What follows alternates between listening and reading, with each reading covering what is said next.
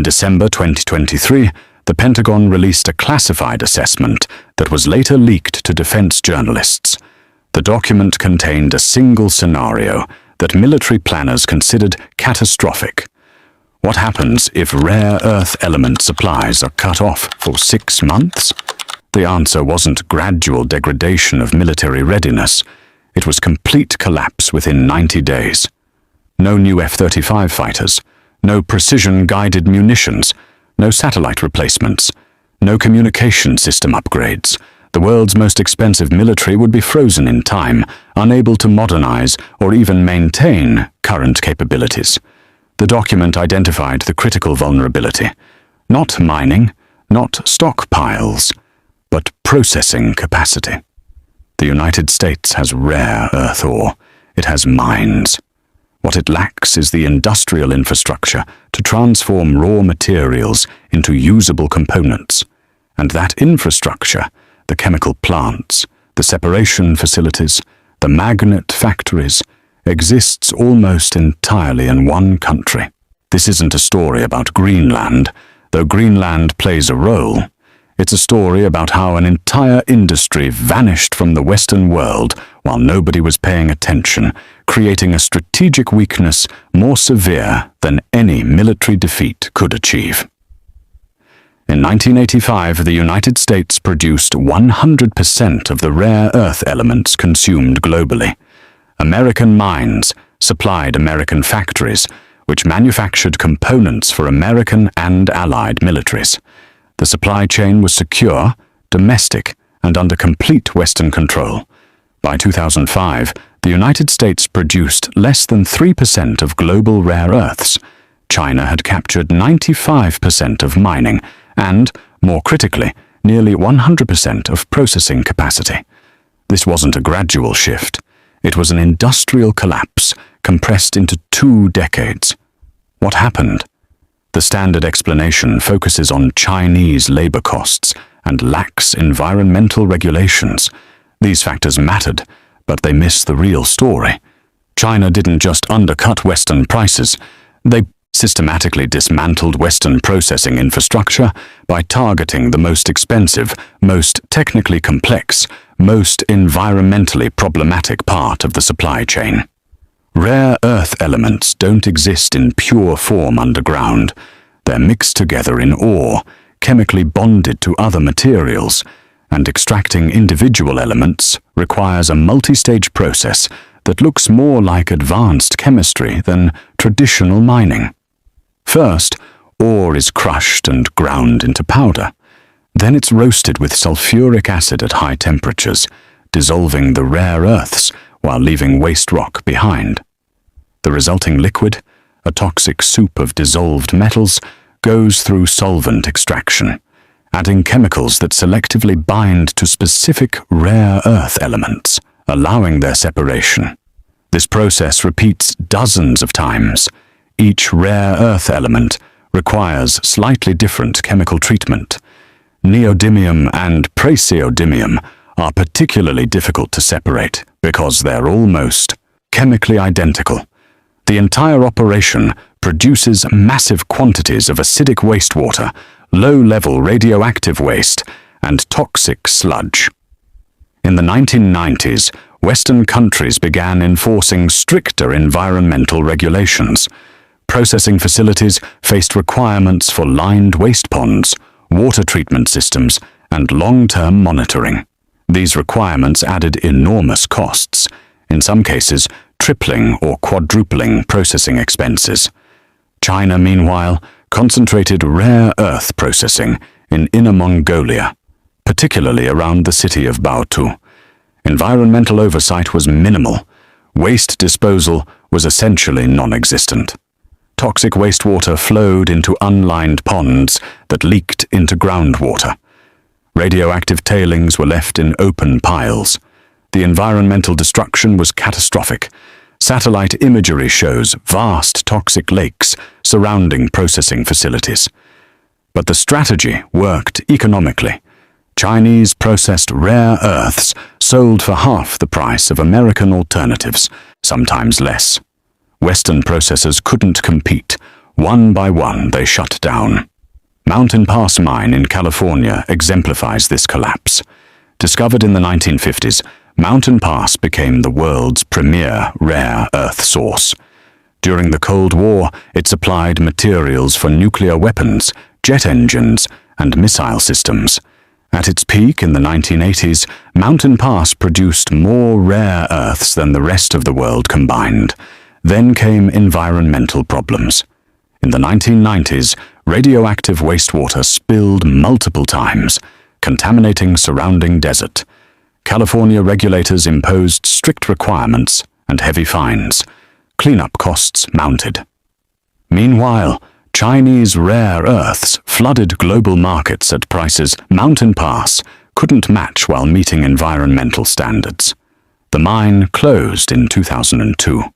For the first time since World War II, the United States had zero rare earth processing capacity.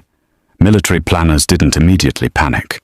Rare earths were still available, just from China instead of California. The supply chain worked. Weapon systems got their components. Nobody worried about strategic vulnerability because China seemed like a reliable supplier with no reason to disrupt trade. That assumption died in September 2010. The 2010 Senkaku Islands incident revealed the weaponization potential of rare earth control. A Chinese fishing vessel collided with Japanese Coast Guard ships near disputed islands. Japan arrested the captain. Standard enforcement procedure. China's response was economically devastating. Rare earth exports to Japan didn't officially stop, but Chinese customs suddenly found documentation problems with every shipment. Cargoes sat at ports. Export licenses were delayed indefinitely. Within weeks, Japanese companies faced supply shortages. The impact cascaded through Japan's industrial economy. Toyota and Honda couldn't manufacture hybrid vehicles without rare earth magnets. Electronics giants like Sony and Panasonic halted production lines. Industrial output collapsed in sectors dependent on rare earth components. Japan released the captain. Chinese customs miraculously resolved all documentation issues simultaneously. Exports resumed normal flow. The entire crisis lasted barely a month, but it fundamentally transformed Western strategic thinking. China had demonstrated that rare earth access could be weaponized without any formal embargo or military action, just bureaucratic delays that were deniable but effective. Pentagon assessments suddenly focused on a question that had seemed academic. What if China did this to the United States? The answer to that question reveals why processing matters more than mining. The United States could theoretically restart Mountain Pass and other mines, or exists underground in viable deposits. But mining ore solves nothing if you can't process it into usable materials. And processing capacity doesn't exist in the West. Not at meaningful scale. Not with the technical expertise needed. Not with the infrastructure to handle toxic waste streams. Mountain Pass did eventually reopen in 2018 under new ownership with Pentagon support. But here's the critical detail. The mine digs ore, concentrates it into a mineral powder, and ships it to China for final processing. America mines rare earths on American soil, then sends them to China to be transformed into usable materials, which are then sold back to American manufacturers. This arrangement solves nothing strategically. If China cuts off access, the United States has ore it cannot use, raw materials without the industrial capacity to process them. Why hasn't America rebuilt processing infrastructure? The costs are staggering and the risks enormous. A modern rare earth processing facility costs $1.5 to $2 billion to construct. Environmental permitting alone can take 5 to 7 years navigating federal and state regulations. Building the physical plant takes another 3 to 5 years. Technical expertise has largely moved to China. Western companies must essentially relearn industrial processes abandoned decades ago. Most critically, China can destroy any new processing facility economically. If a Western company invests $2 billion building processing capacity, China can simply flood global markets with cheap rare earths, crashing prices below operating costs. The Western facility goes bankrupt before achieving profitability. China has done this before. It's how they eliminated competition in the 1990s and 2000s. Private capital won't accept these risks.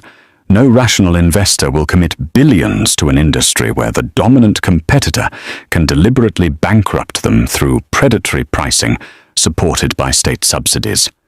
This is why Pentagon funding has become essential. The Department of Defense is now directly investing in rare earth projects, guaranteeing purchases at fixed prices regardless of market conditions. They're treating rare earth production as a defense industrial base issue, requiring government support, not a free market opportunity. Even if America rebuilds processing capacity, a second bottleneck exists: magnet manufacturing. Rare earth elements aren't used in pure form.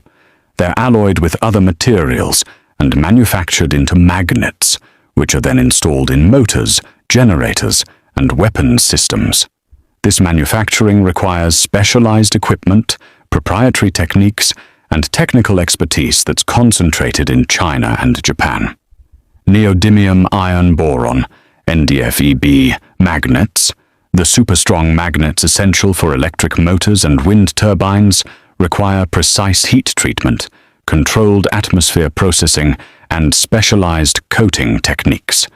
The manufacturing process is as complex as semiconductor fabrication. China controls approximately 85–90% of global permanent magnet production. Even if Western countries successfully process rare earths, they'd still depend on Chinese manufacturers to transform materials into finished magnets. Japan maintains significant magnet manufacturing capacity, which provides some diversity. But Japan itself depends on Chinese rare earth supplies, creating a dependency chain where Western militaries rely on Japanese magnets made from Chinese materials. The Pentagon's emerging strategy recognizes this multi-layered problem. They're not just funding mines, they're funding the entire supply chain from ore to finished components. This includes processing facilities in the United States and allied nations, magnet manufacturing plants in North America and Europe, research into alternative magnet designs requiring fewer rare earths, recycling programs to recover rare earths from discarded electronics, stockpiles of critical materials as strategic reserves. Each element requires years of development and billions in investment. And all of it remains vulnerable to Chinese economic warfare until Western capacity reaches sufficient scale to survive predatory pricing. While America struggles to rebuild domestic capacity, Australia has emerged as a potential alternative source. Australia contains significant rare earth deposits and, unlike the United States, never completely abandoned the industry. Lynas Corporation operates Australia's primary rare earth mine and maintains processing facilities in Malaysia.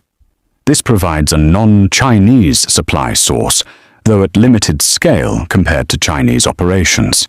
But Lynas illustrates the processing challenge even for countries that maintained the industry. Their Malaysian processing plant faced years of political opposition over radioactive waste disposal. Environmental permits were repeatedly challenged. Local communities protested toxic waste storage. The plant operates, but at capacity far below what would be needed to replace Chinese supplies.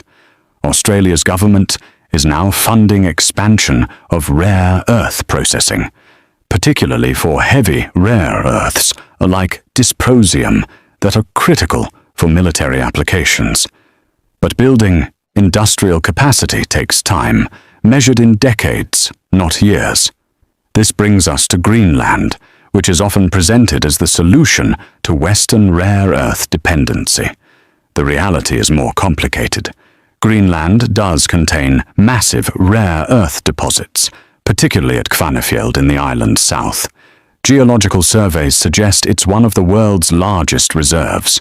If fully developed, Greenland could theoretically supply global demand for decades. But having ore underground doesn't solve the processing problem.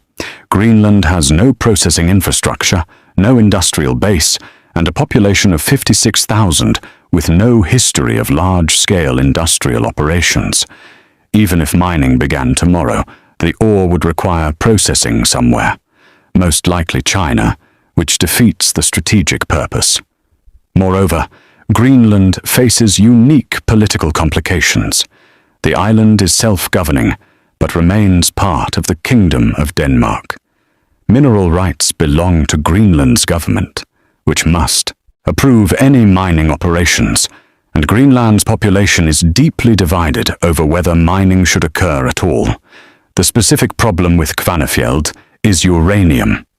The rare earth ore is mixed with uranium and thorium, low-grade but radioactive. Extracting rare earths means processing radioactive material and dealing with radioactive waste. For an island dependent on pristine environment for fishing and tourism, this creates severe concerns. In 2021, Greenland held elections focused almost entirely on the Kvanefjeld mine. The anti-mining party won decisively and quickly passed legislation banning uranium mining, effectively killing the project. This illustrates a broader reality. Even if rare earth deposits exist, actually mining them depends on local politics, environmental regulations, and social acceptance. The West cannot simply find new sources and solve the supply problem. Every potential mine faces years of political battles, environmental assessments, and community opposition. Given the difficulties of new mining and processing, recycling has emerged as a partial solution. Every discarded smartphone, laptop, and electric vehicle contains rare earth elements that could theoretically be recovered and reused. Japan has led in rare earth recycling, driven by necessity after the 2010 supply crisis. Japanese companies have developed processes to extract rare earths from electronic waste, recovering materials that would otherwise sit in landfills. But recycling faces significant limitations. The quantities are relatively small. A smartphone contains less than a gram of rare earths. Collection and processing costs are high, and recycling can only recover materials already in circulation, not meet growing demand as electric vehicle adoption and wind turbine installation accelerate. Studies suggest recycling might eventually supply 15–20% of rare earth demand, but it cannot replace primary production from mining. It's a valuable supplement, not a complete solution. Some researchers point to the ocean floor as a potential rare earth source. Underwater volcanic vents and certain seafloor sediments contain rare earth concentrations, sometimes higher than land-based ores. Deep-sea mining technology is developing rapidly. Several companies have demonstrated pilot projects extracting minerals from the ocean floor. The technology exists, though costs remain extremely high. But deep-sea mining faces massive environmental opposition. Marine ecosystems near proposed mining sites are poorly understood, and the ecological impacts of large-scale ocean floor extraction could be catastrophic.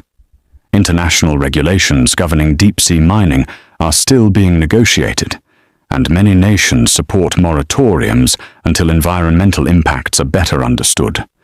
Even if regulatory and environmental issues were resolved, deep-sea mining faces the same processing bottleneck. Ore extracted from the ocean floor still requires processing in chemical plants, which still largely exist in China. Given the difficulties of rebuilding supply chains quickly, some strategists advocate for massive strategic stockpiles, warehouses filled with rare earth materials sufficient to supply military needs for years during a supply disruption. The United States does maintain a national defense stockpile created during the Cold War to ensure access to critical materials during wartime, but the stockpile's rare earth holdings are minimal and outdated, focused on 1960s military technologies rather than modern weapons systems. Expanding the stockpile sounds simple, but faces practical challenges. How much to stockpile? Which specific rare earth elements? In what form? Raw ore, processed oxides, or finished magnets? Where to store them safely? And how to rotate inventory as military technologies evolve. Moreover, stockpiles address military needs, but not commercial demand. If China cut off rare earth exports, the impact on civilian economy, electric vehicles, wind turbines, electronics manufacturing would be devastating regardless of military stockpiles. Could technology simply eliminate dependence on rare earths? Could researchers develop alternative materials that provide similar properties without strategic vulnerability? Significant research is pursuing this goal. Scientists are exploring alternative permanent magnet designs using more abundant materials. Some promising results have emerged, particularly for lower performance applications. But physics imposes hard limits. Rare earth magnets are so powerful because of fundamental quantum mechanical properties of rare earth elements' electron configurations. No other materials currently known can match these properties. For the highest performance applications, military systems, advanced electric vehicles, large wind turbines, rare earth magnets may have no viable substitute. Research continues and breakthroughs are possible, but betting national security on theoretical future technology rather than securing current supply chains is strategically risky. Understanding China's rare earth dominance requires recognizing it's not just about controlling processing, it's about controlling every step from mine to finished product. China has systematically built vertical integration, mining operations across China and investments in foreign mines, processing facilities concentrated in Inner Mongolia, magnet manufacturing plants, motor and generator assembly, final products like electric vehicles and wind turbines. This structure means China doesn't just supply raw materials, they increasingly supply finished products. They're moving up the value chain from selling rare earth oxides to selling electric vehicles that contain rare earth components. For importing nations, this creates a choice: buy rare earths and build domestic manufacturing, or buy finished products and lose domestic industries entirely. Many countries are choosing the second option because it's economically easier, but it makes them completely dependent on Chinese supply chains. For Pentagon planners, this situation creates a strategic nightmare. Modern weapon systems are so complex, require so many rare earth components, and depend on such specialized supply chains that rebuilding domestic capacity would take decades and cost hundreds of billions of dollars. An F-35 fighter contains hundreds of pounds of rare earth materials distributed across dozens of components. The targeting system, radar, communications, flight controls, and propulsion all require rare earth elements. These aren't simple components that can be swapped out. They're deeply integrated into systems designed around specific material properties. If rare earth supplies were cut off, the United States couldn't build new F-35s. Eventually, it couldn't maintain existing aircraft as components failed and replacements weren't available. The same applies to Navy ships, Army, communication systems, satellites, and precision-guided weapons. The military solution currently pursued involves guaranteed contracts, Pentagon agreements to purchase rare earths at fixed prices from domestic sources, removing market risk, direct investment. Defense Production Act, funding for mines and processing facilities, allied cooperation, working with Australia, Canada, and European partners to to diversify supply, stockpiling, building reserves of critical materials for short-term disruptions, substitution research, funding development of alternative technologies requiring fewer rare earths. But all of these are long-term strategies. In the short term, the next 5 to 10 years, Western militaries remain dependent on Chinese supply chains. Ironically, the push toward renewable energy accelerates rare earth dependency. Wind turbines and electric vehicles require far more rare earths than fossil fuel alternatives. A single large wind turbine contains 1,000 pounds of rare earth materials. An electric vehicle uses 2 to 5 pounds, compared to essentially zero in traditional cars. As nations commit to renewable energy targets and electric vehicle mandates, rare earth demand is projected to increase 400 to 600% by 2040. This creates a painful paradox. Addressing climate change requires technologies that deepen dependency on Chinese-controlled supply chains. The renewable energy transition is simultaneously an energy transition and a rare earth transition. Some environmental advocates argue for accepting this dependency, prioritizing climate action over supply chain concerns. Others worry that giving China such enormous leverage over energy infrastructure creates security risks that outweigh environmental benefits. There's no easy resolution.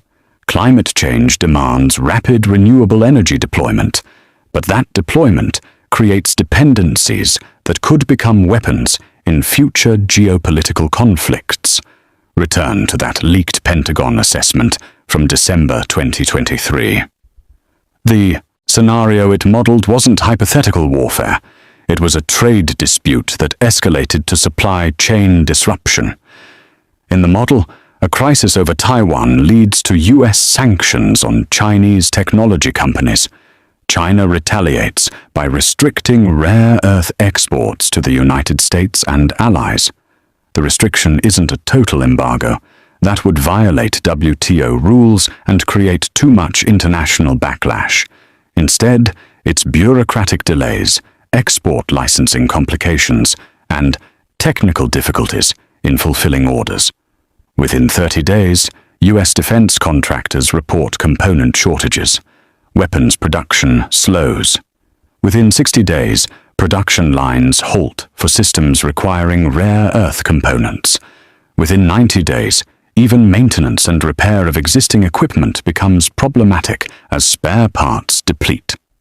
The civilian economy faces similar cascades. Electric vehicle production stops. Wind turbine installation halts. Electronics manufacturers ration components, creating consumer shortages. Stock markets crash as companies report inability to fulfill orders. The United States has rare earth ore. It has mines. It has stockpiles of some materials. But it lacks the processing infrastructure to transform ore into usable components at necessary scale and speed. The industrial capacity vanished decades ago and cannot be rebuilt in weeks or months. That's the scenario that keeps strategists awake. Not a military attack they can defend against, but an economic disruption that reveals industrial capabilities were systematically dismantled while nobody was watching. Addressing this vulnerability requires accepting uncomfortable realities. First, there are no quick fixes. Rebuilding processing infrastructure takes decades, not years. Any strategy must be sustained across multiple presidential administrations and shifts in congressional priorities. Second, it will be expensive. Estimates suggest $50–100 billion to rebuild complete supply chain capacity from mining through finished components. That's similar to the cost of a few aircraft carriers. Not impossible, but requiring sustained commitment. Third, it requires accepting environmental trade-offs. Rare earth processing is toxic and messy. Building domestic capacity means accepting pollution and environmental risks currently exported to China. The question is whether environmental damage in the United States is preferable to strategic dependence on China. Fourth, government intervention is essential. Private markets won't solve this because the economics don't work when China can destroy competition through predatory pricing. This requires government funding, guaranteed contracts, and strategic protection, treating rare earths like the defense industry, not consumer goods. Fifth, international cooperation is critical. The United States cannot solve this alone. Allied cooperation with Australia, Canada, Japan, and European nations can distribute investment costs and create redundant supply chains that are harder for China to disrupt. This isn't a conflict that makes headlines. No missiles launch, no troops deploy, no dramatic incidents generate news coverage. Instead, it's chemical plants closing, technical expertise emigrating, and industrial capacity evaporating while attention focuses elsewhere. But the strategic implications are profound. China has achieved supply chain dominance that gives them enormous leverage over Western economies and militaries. They accomplished this not through military force, but through patient industrial strategy executed over decades, while Western nations pursued short-term economic efficiency. Reversing this requires similar patience and strategic thinking. It requires recognizing that some industries are too strategic to abandon regardless of economic efficiency. It requires accepting that comparative advantage theory, the idea that nations should specialize in what they do best and trade for everything else, has limits when everything else includes materials essential for national security. The competition over rare earths isn't really about rocks and chemicals. It's about whether Western nations maintain the industrial capacity to equip their militaries and power their economies independently, or whether they become structurally dependent on a strategic rival who has already demonstrated willingness to weaponize that dependence. When historians write about 21st century geopolitics, they may identify this moment, when the West allowed processing infrastructure to vanish, as the turning point where strategic balance fundamentally shifted. Not through military defeat, but through industrial surrender that nobody recognized as surrender because it happened quietly, incrementally, invisibly. The question now is whether recognition leads to action, whether the leaked Pentagon assessment from December 2023 becomes a footnote about a crisis that was addressed in time, or a harbinger of a strategic catastrophe that nobody prevented because the threat seemed too technical, too boring, too industrial to demand attention until it was too late to fix. Every smartphone, every wind turbine, every electric vehicle is a small reminder of this hidden vulnerability. And every day that passes without rebuilding processing infrastructure is another day when the strategic balance depends on Chinese supply chains that could become Chinese leverage whenever geopolitical interests demand it.